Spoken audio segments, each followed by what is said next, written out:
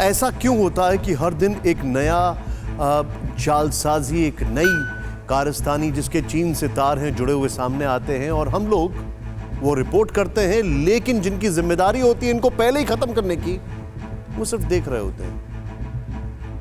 हमारे साथी के साथ जो कुछ भी हुआ वो देखकर आप समझ गए होंगे कि चीन के ये ठग अपनी ठगी में टेक्नोलॉजी का कैसे इस्तेमाल कर रहे हैं। इनके 3 सबसे बड़े हथियार होते हैं: आपका कॉन्टैक्ट, आपके मैसेज और आपकी फोटो गैलरी। इन्हें इस बात का यकीन होता है कि ये आपकी सारी जानकारी हासिल करके आपको इतना बदनाम करेंगे कि आप इन पर लाखों रुपए लुटा देंगे।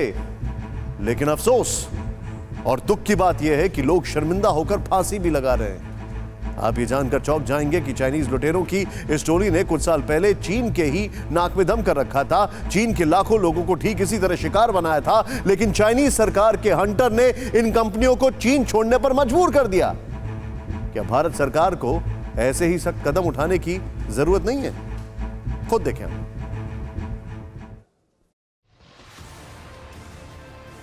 इंस्टेंट लोन ऐप के जाल में फंसे इन लोगों को भी धमकाया गया, भद्दी गालियां दी गईं, रिश्तेदारों को कॉल कर अश्लील बातें कही गईं। ऐप वालों की तरफ से उधार न चुका पाने के चलते न सिर्फ प्रताड़ित किया गया बल्कि सोशल मीडिया पर बदनाम करने की कोशिश भी की गई। ये सभी बिना डॉक्यूमेंट के झटपट लोन के झांसे में फंस गए, जो इन्हें मोबाइल ऐप के जरिए कुछ मिनटों या घंटों में ही मिल गए, लेकिन इसके बाद अब मारे मारे फिर रहे हैं। पुणे में रहने वाले मनोज भी इनमें से एक हैं। नवंबर के महीने में इन्होंने फटाफट लोन ऐप से 5,000 रुपये का उधार लिया था, लेकिन उधार लेने के महज 1 महीने के अंदर ही 5 लाख रुपए चुकाने पड़ गए। जब पूछताछ की तो पता चला कि ये 36% हर दिन के हिसाब से लोन कंपनी को पैसा दे रहे हैं।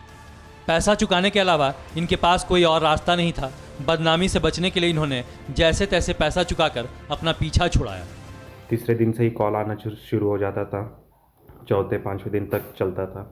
5वें दिन शाम को मैसेज आता है कि पेमेंट आज ही करना है क्योंकि आज ही ड्यू डेट है। उस दिन कॉल सुबह ही कॉल आ जाता है 7-8 बजे, या फिर मैसेज आ जाता है बोल के कि 11 बजे तक करो, 12 बजे तक करो, 1 बजे तक करो, नहीं तो तुम्हारे कॉन्टैक्ट्स को कॉल करेंगे, नहीं तो व्हाट्सएप ग्रुप बनाएंगे और तुम्हारा फ़ोटोज़ सब भेजेंगे। पिछले कुछ हफ्तों से TV9 भारतवर्ष लगातार आपको ऐसी खबरें दिखा रहा है, आपको अलर्ट भी कर रहा है कि ये मुसीबत कभी भी आपके घर तक दस्तक दे सकती है।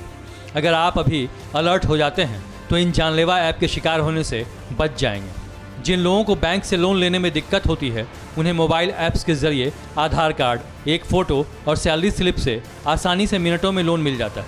और यहीं से शुरू होता है धोखाधड़ी और इंटरनेट के गैरकानूनी दुनिया का खेल।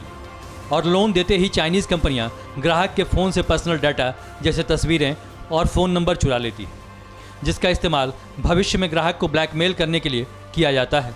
लेकिन ऐसा ही इन झटपट लोन कंपनियों ने चीन में भी किया था, जो आज भारत में कर रहे हैं। 2012 से 16 तक चीन में हज़ारों इंस्टेंट लोन ऐप ने अपना जाल फैलाया, लेकिन 2016 में चीन की सरकार ने फैसला किया कि ऐसे ऐप चलाने वाली कंपनियों पर सख्त कार्रवाई करेगी।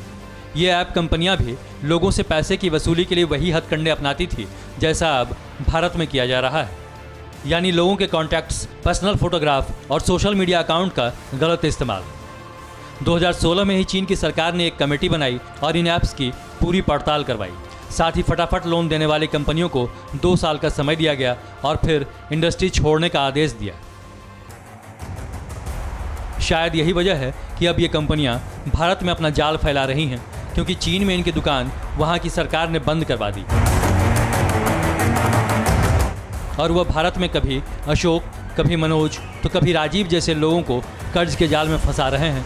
मनोज की तरह ही राजीव भी परिवार में मेडिकल इमरजेंसी की वजह से लोन ऐप से 3,500 रुपये उधार लिए और अब तक 3 लाख रुपए दे चुके हैं, लेकिन कर्ज है कि ख़त्म नहीं हो रहा। मैंने 3 लाख रुपए पे आउट कर चुका हूँ इन लोन ऐप में, और अभी भी कुछ अमाउंट पेंडिंग है, जिसके लिए threatening call, daily messages, WhatsApp पे मैसेजेस, फेक FIR करने की धमकी, ऐसे करके बहुत सारे मैसेजेस आते रहते हैं व्हाट्सएप पे। अब चीन से जुड़े लोन देने वाले ऐप्स या फिर फिनटेक लेंडर्स पर सरकार ने भी सख्ती शुरू कर दी है। ऐसे करीब 2 दर्जन कंपनियों के खिलाफ ED और CID ने जांच शुरू कर दी है। इसके अलावा कई राज्यों की पुलिस भी जांच में शामिल है। 7 से ज़्यादा चीनी नागरिकों की गिरफ्तारी हो गई है। जांच एजेंसियों ने पेटीएम और रेजरपे जैसे पेमेंट गेटवे से इन कंपनियों के ट्रांजैक्शन पर रोक लगाने को कहा है। जांच एजेंसियों ने इनके संदिग्ध कंपनियों के अकाउंट खोलने का कारण भी पूछा है। पेमेंट गेटवे ज़्यादा कैश फ्लो दिखाने की जल्दबाजी में रहते हैं, लिहाजा वो इन चाइनीज़ कंपनियों के अकाउंट खोलते हैं। लेकिन अब इनके पैसों का सही सोर्स पता लगाने के लिए KYC चेक करना होगा। लेकिन ये काफ़ी नहीं है, अब भारत को भी सख्त कदम उठाने पड़ेंगे। भारत को भी चीन की तरह ही सख्ती दिखानी होगी।